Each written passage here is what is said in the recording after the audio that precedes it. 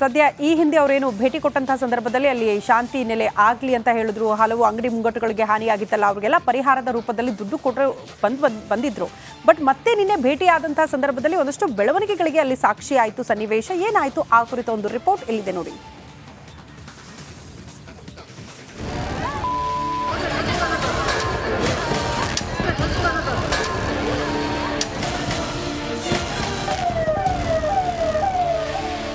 ದಳ್ಳೂರಿಗೆ ನಾಗಮಂಗಲ ಹೊತ್ತಿ ಉರಿದಿದೆ. ಕೋಮುಗೇಡಿಗಳ ಅಟ್ಟಹಾಸಕ್ಕೆ ಕೆಂಡ ಮಂಗಲ ನಲುಗಿ ಹೋಗಿದೆ. ಇನ್ನು ಬೆಂಕಿ ಮಂಗಲ ಬೂದಿ ಮುಚ್ಚಿದ ಕೆಂಡದಂತಿದೆ. ಹೀಗಿರುವಾಗಲೇ ನಾಗಮಂಗಲದಲ್ಲಿ ಹೊತ್ತಿಕೊಂಡಿದ್ದ ಕೋಮು ಕಿಚ್ಚು ದಾವಣಗೆರೆಗೂ ಹಬ್ಬಿದೆ. ಬೆಣ್ಣೆ ನಗರಿಯ ಶಾಂತಿಯನ್ನ ಕದಡಿದೆ.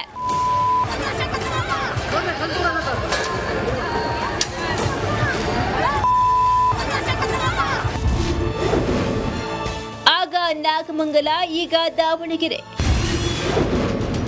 ಗಣೇಶ ವಿಸರ್ಜನೆ ವೇಳೆ ಕಲ್ಲು ತೂರಾಟ.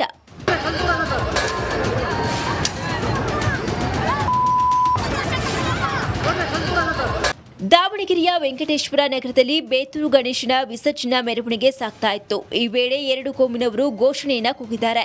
ಇದೇ ಕಾರಣಕ್ಕೆ ಗದ್ದಲ ಶುರುವಾಗಿದೆ. ಈ ವೇಳೆ ಕೆಲ ಕೋಮುಗೇಡಿಗಳು ಗಣೇಶನ ಮೆರವಣಿಗೆಯ ಮೇಲೆ ಕಲ್ಲು ತೂರಿದ್ದಾರೆ.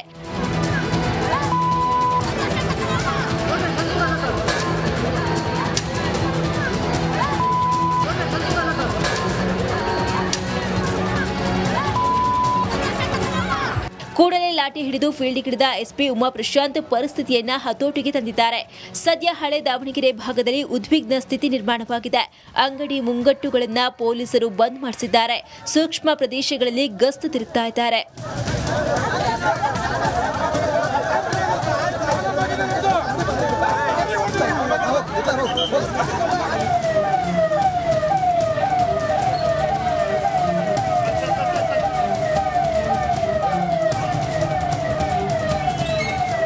ಘರ್ಷಣೆ ಬಳಿಕ ದಾವಣಗೆರೆಯಲ್ಲಿ ಪ್ರಕ್ಷುಬ್ಧ ವಾತಾವರಣವಿರುವ ಕಾರಣ ಪೊಲೀಸ್ ಇಲಾಖೆ 144 ಸೆಕ್ಷನ್ ಜಾರಿ ಮಾಡಲು ಮುಂದಾಗಿದೆ. ನಿನ್ನೆ ಪ್ರಚೋದನಕಾರಿ ಭಾಷಣ ನೀಡಿದ್ರಿಂದಲೇ ಈ ಗಲಾಟೆ ನಡೆದಿದೆ. ಸದ್ಯ ಪರಿಸ್ಥಿತಿ ನಿಯಂತ್ರಣದಲ್ಲಿರುವುದಾಗಿ ಎಸ್ಪಿ ಉಮಾ ಪ್ರಶಾಂತ್ ಹೇಳಿದ್ದಾರೆ. ಇವಾಗ ಸ್ಪಾರ್ಕ್ ಇನ್ ದ ಸೆನ್ಸ್ ನಿನ್ನೆ ಒಂದು ಪ್ರೊವೊಕೇಟಿವ್ ಸ್ಪೀಚ್ ಮಾಡಿದ್ರು. ಆ ಪ್ರೊವೊಕೇಟಿವ್ ಸ್ಪೀಚ್ ಸಂಬಂಧ ಈಗಾಗಲೇ ಒಂದು ಪ್ರಕರಣವನ್ನು ಕೂಡ ದಾಖಲು ಮಾಡಿದ್ದೇವೆ. ಅದನ್ನು ಲೀಗಲ್ ಆಗಿ ಏನು ಪ್ರೊಸೀಜರ್ ಮಾಡಬೇಕು ಅದನ್ನು ಕೂಡ ಮಾಡ್ಕೊಂಡಿದ್ದೇವೆ.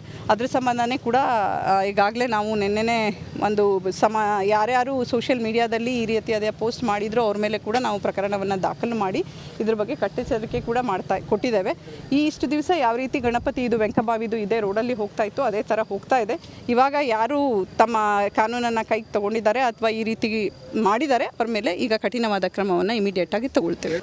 ಇನ್ನು ಸ್ಥಳಕ್ಕೆ ಪೂರ್ವ ವಲಯ ಐಜಿಪಿ ರಮೇಶ್ ಬೇತೂರು ರೋಡ್ಗೆ ತೆರಳಿ ಪರಿಶೀಲನೆ ನಡೆಸಿದ್ದಾರೆ. ಹಾವೇರಿ, ಶಿವಮೊಗ್ಗ, ಚಿತ್ರದುರ್ಗದಿಂದ ದಾವಣಗೆರೆಗೆ ಹೆಚ್ಚುವರಿ ಪೊಲೀಸ್ ಸಿಬ್ಬಂದಿ ಬಂದಿಳಿದಿದ್ದಾರೆ.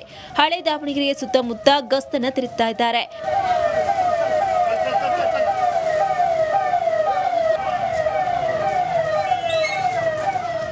ಇದನ್ನೆಲ್ಲ ನೋಡ್ತಾ ಇದ್ದರೆ ರಾಜ್ಯದಲ್ಲಿ ಗಣೇಶ ವಿಸರ್ಜನಾ ಮೆರವಣಿಗೆಗಳೇ ಟಾರ್ಗೆಟ್ ಆಗ್ತಿದ್ಯಾ ಅನ್ನೋ ಪ್ರಶ್ನೆ ಹುಟ್ಟಿರೋದಂತೂ ಸುಳ್ಳಲ್ಲ. ಕ್ಯಾಮರಾಮನ್ ಶಿವರಾಜ್ ಇಳಗೇರ್ ಜೊತೆ ವಿಠಲ್ ಕ್ಯಾರವಾಡ್, ರಿಪಬ್ಲಿಕ್ ಕನ್ನಡ, ದಾವಣಗೆರೆ. ನೋಡಿ, ಲಾಸ್ಟ್ ಟೈಮ್ ನಾಗಮಂಗಲದಲ್ಲಿ ಆದಾಗಲೂ ಕೂಡ ನಾನು ಕರ್ನಾಟಕ ಪ್ರೈಮ್ ಟೈಮಲ್ಲಿ ಬ್ರೇಕ್ ಮಾಡಿದ್ದು. ನಿನ್ನೆ ದಾವಣಗೆರೆಯಲ್ಲಿ ಆಯ್ತಲ್ವಾ, ಅದು ಕೂಡ ನಾನೇ ಬ್ರೇಕ್ ಮಾಡಿದ್ದು. ನಿನ್ನೆ ಫಸ್ಟ್ ನಮ್ಮಲ್ಲಿ ಸುದ್ದಿ ಬಂತು. ದಾವಣಗೆರೆಯಲ್ಲಿ ರಾತ್ರಿ ಪೂರ ಕಿಡಿಗೇಡಿಗಳ ಅಟ್ಟಹಾಸ ಜಾಸ್ತಿ ಆಗಿದೆ. ಹಿಂದೂಗಳ ಮನೆ ವಾಹನಗಳನ್ನು ಟಾರ್ಗೆಟ್ ಮಾಡಿದ್ದಾರೆ. ಮನೆ ವಾಹನಗಳ ಮೇಲೆ ಕಲ್ಲು ತೂರಿ ಕ್ರೌರ್ಯ ಮೆರೆದಿದ್ದಾರೆ. ಆನೆಕೊಂಡ ಪೆಟ್ರೋಲ್ ಬಂಕ್ ಹಿಂಭಾಗ ಘಟನೆ ನಡೆದಿದೆ. 10ಕ್ಕೂ ಅಧಿಕ ಮನೆ, 8ಕ್ಕೂ ಅಧಿಕ ವಾಹನ ಜಖಂಗೊಂಡಿದೆ. ನ್ಯಾಯ ಕೊಡಿಸುವಂತೆ ಎಸ್ಪಿ ಉಮಾ ಪ್ರಶಾಂತ ಬಳಿ ಜನ ಅಳಲು ತೋಡಿಕೊಂಡಿದ್ದಾರೆ.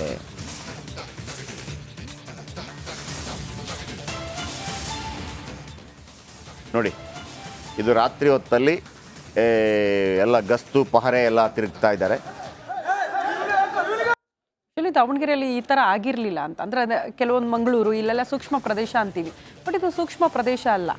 ನಾಗಮಂಗಲದ್ದು ಇಲ್ಲೂ ಕೂಡ ಬಂದ್ಬಿಡ್ತು. ನಾಗಮಂಗಲದಲ್ಲೂ ಯಾವತ್ತೂ ಆ ಥರ ಆಗಿರಲಿಲ್ಲ.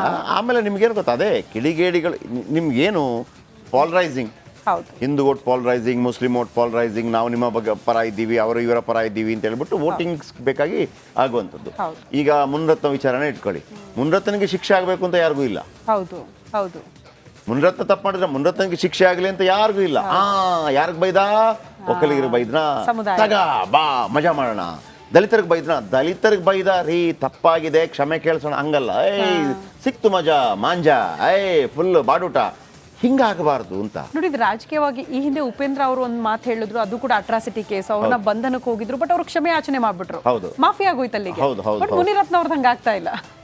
ನೀವು ಹೇಳ್ದಂಗೆ ರಾಜಕೀಯ ಲಾಭ. ಹೌದು, ಯಾಕಂದ್ರೆ ಅಲ್ಲಿ ಬಿಜೆಪಿ ಅವರಿಗೆ ಸ್ವಲ್ಪ ಸಿಟ್ರವಿ ಗಿಟ್ರವಿ ಕೋಪ ಇರ್ತದೆ, ಆದ್ರೆ ನೀವು ತೋರಿಸ್ಕೊಳ್ಳಂಗಿಲ್ಲ. ಹೌದು. ನಿಂಗೆ ಮತ್ತೆ ಸ್ವಾಗತ. ದರ್ಶನ್ ಮತ್ತು ಗ್ಯಾಂಗ್ಗೆ ಮತ್ತೊಂದು ಸಂಕಷ್ಟ ಶುರುವಾಗಿದೆ. ಇದೀಗ ಅದೊಂದು ಬಾಟಲ್ ಕೊಲೆ ಆರೋಪಿಗಳಿಗೆ ಕಂಟಕ ಆಗೋ ಸಾಧ್ಯತೆ ಇದೆಯಂತೆ. ಅಷ್ಟಕ್ಕೂ ಆ ಬಾಟಲ್ ಎಲ್ಲಿ ಸಿಕ್ಕಿದ್ದು, ಏನದರ ಮರ್ಮ, ಆ ಕುರಿತ ಒಂದು ರಿಪೋರ್ಟ್ ಇಲ್ಲಿದೆ ನೋಡಿ.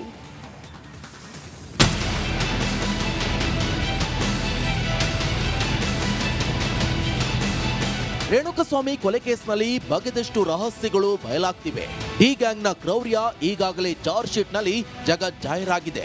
ಕೊಲೆ ಆರೋಪಿಗಳು ಕಂಬಿ ಹಿಂದೆ ವಿಲವಿಲ ಅಂತ ಒದ್ದಾಡ್ತಿದ್ದಾರೆ. ಈ ಮಧ್ಯೆ ಮತ್ತೊಂದು ಸಾಕ್ಷ್ಯ ದರ್ಶನ್ ಮತ್ತು ಗ್ಯಾಂಗ್ಗೆ ಕಂಟಕವಾಗಲಿದೆ.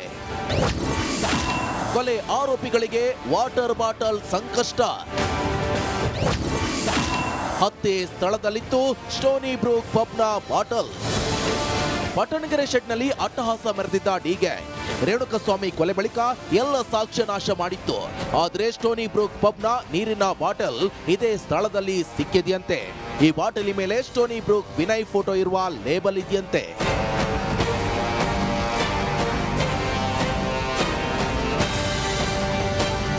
ಸ್ಟೋನಿ ಬ್ರೂಕ್ನಿಂದ ಹೊರಡುವಾಗ ವಿನಯ್ ವಾಟರ್ ಬಾಟಲ್ ತಂದಿದ್ದ. ಬಳಿಕ ಇದನ್ನ ಹತ್ಯೆಯಾದ ಸ್ಥಳದಲ್ಲಿ ಬಿಸಾಡಿ ಹೋಗಿದ್ದಂತೆ. ಇದನ್ನೇ ಪ್ರಬಲ ಸಾಕ್ಷ್ಯ ಮಾಡಲು ಪೊಲೀಸರು ಸಜ್ಜಾಗಿದ್ರಂತೆ.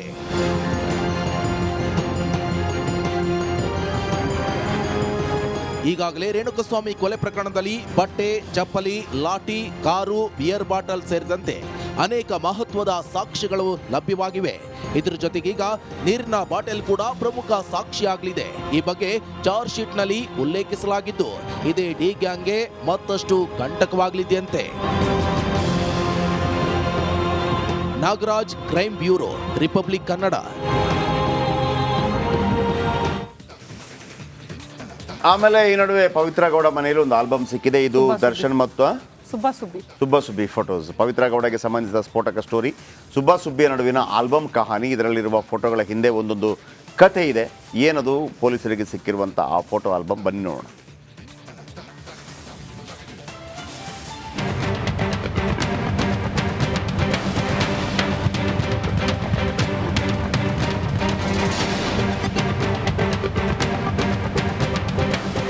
ದರ್ಶನ್ಗೆ ಪವಿತ್ರ ಗೌಡ ಏನಾಗಬೇಕು?